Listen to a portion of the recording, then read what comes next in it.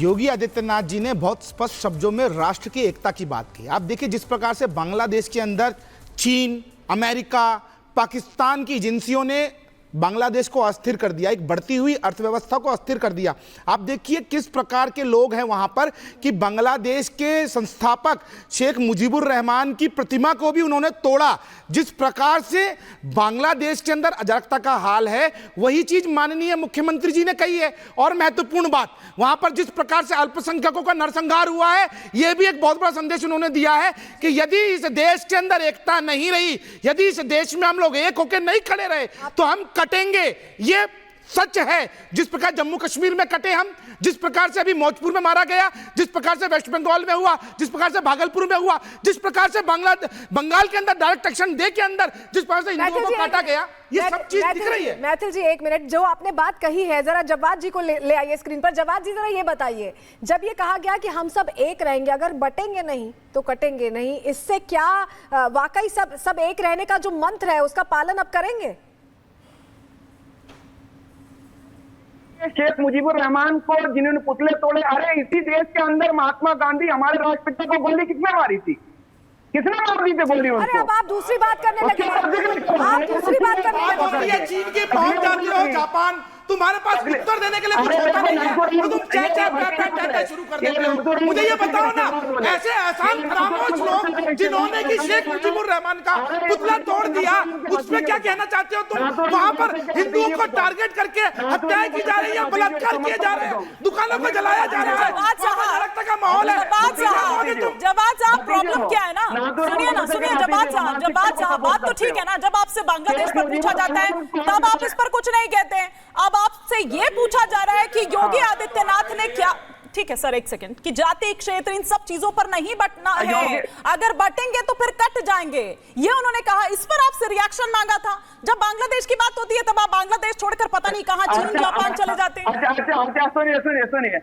सुनिए, ये jumping Jack जो है ना, वो खेलते भाजपा के लोग, उनके समर्थक, उनसे सवाल करो कुछ और जवाब देते कुछ और। तुम वहां के दूसरी सबसे बड़ी कर रहे हो, वहां के नरसंहार को जस्टिफाई कर रहे हो, वहां की तोड़फोड़ को, वहां की अराजकता को जस्टिफाई कर रहे हो। बताओ मुझे, जब बात वहां की नरसंहार पे कुछ बोलो, शर्म करो, शर्म।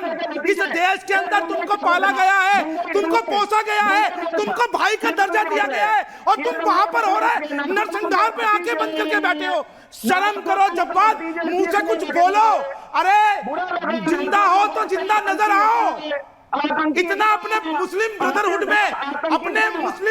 में पागल मत हो जाओ कि वहां बच्चियों का बलात्कार हो रहा है। 5-5, 7-7 साल, 8-8 साल की बच्चियों को 10-10, 12-12 लोग रेप कर रहे हैं, वहां पे घरों को जलाया जा रहा है, उसमें तुम कुछ नहीं बोल रहे हो।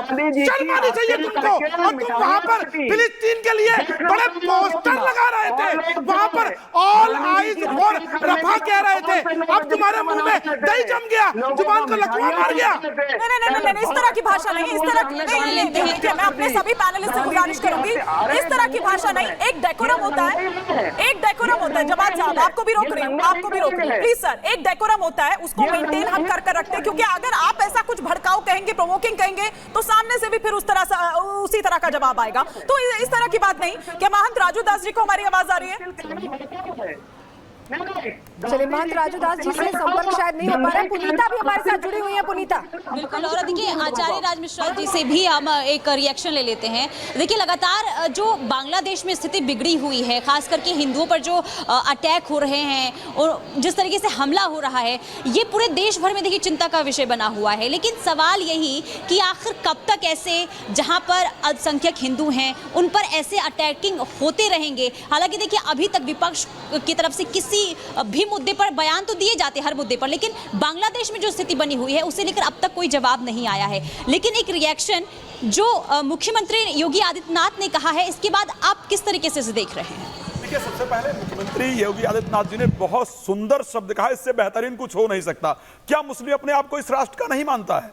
उन्होंने कहा कि राष्ट्र की सुरक्षा के लिए, देश की सुरक्षा के लिए एक होना बहुत इंपॉर्टेंट है। और श्री रामचरितमानस में गोस्वामी तुलसीदास जी ने सब कहा है। मैं सुंदरकांड की बात कर रहा हूं। योगी जी ने वेदोक्त बात कही है जो वास्तविकता में होनी चाहिए। उन्होंने कहा कि जहां सुमत तहां संपत्ति नाना और जहां कुमत तहां विपत्ति निदाना। जहां पर एकता होगी, प्रेम होगा, वो देश आगे बढ़ेगा, वो देश तरक्की करेगा। और जहां पर आपस में टूट होगी, वो देश बिखरेगा। तो क्या उन्होंने राष्ट्रहित की बात की है? क्या मुस्लिम अपने आप को इस राष्ट्र का नहीं मानता है? काउंटर करना विरोध कर रहा है। एक मिनट, राज मिश्रा जी कह रहे हैं एकता की बात की है, संप्रभुता की बात की और सबके जुड़े रहने की बात की।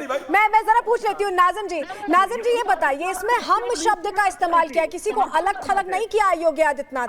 हम एक रहेंगे तभी अच्छे रहेंगे, हम बटेंगे नहीं तो कटेंगे नहीं कहा है। तो जरा ये हम का ख्याल रखकर जवाब दीजिएगा। हाँ सुन लीजिए, बिल्कुल हम का मतलब है ऐसा हिंदू मैं ऐसा मुसलमान, इसलिए दोनों मिला के अरे सुन लीजिए, जब हाजिर नाजिम का जस्टिफाई कर रहे हैं, अरे सुन लीजिए, अरे आप सुनना नहीं चाहते। चर्चा देश हित में होगी ना, जब भी कोई बात देश हित में होगी और बार बार आप राष्ट्र की बात करते हैं, आप लोग ही लेंगे। कोई आपने ढूंढा